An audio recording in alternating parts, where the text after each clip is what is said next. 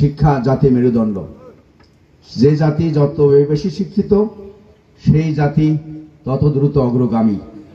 শিক্ষার বিকল্প কিছু নাই।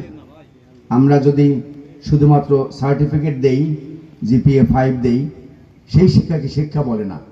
মানসম্মত শিক্ষা, গুণগত মান, কর্মমুখী শিক্ষা, জীবনমুখী শিক্ষার বিকল্প কিছু নেই।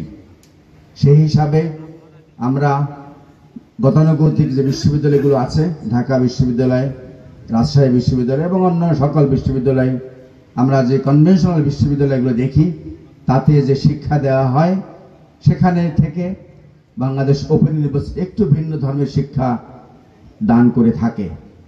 যে শিক্ষা, যেটাই আগের বক্তারা অনেকে বলে গেছেন যে এই বিশ্ববিদ্যালয়টি প্রতিষ্ঠিত হয়েছিল সাবেক উপাচার্য অধ্যাপক ডক্টর এম শমশের আলীর একেবারে নিজের মগজ থেকে আসা চিন্তা চেতনার মাধ্যমে, এবং সে 1992 সালের 21শে অক্টোবরের থেকে এই পথ চলা শুরু হয়েছে। এর মাঝে অনেকজন উপাচার্য দায়িত্ব পালন করেছেন।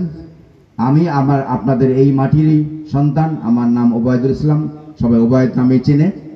সেই পার্শ্ববর্তী জাস্ট পাশে ইউনিয়ন, খাউলি ইউনিয়ন, যা মোরেলগঞ্জের উপজেলায় পড়ে। এই জন্য আমি মহান আল্লাহ পাকের কাছে শুকরিয়া আদায় করছি।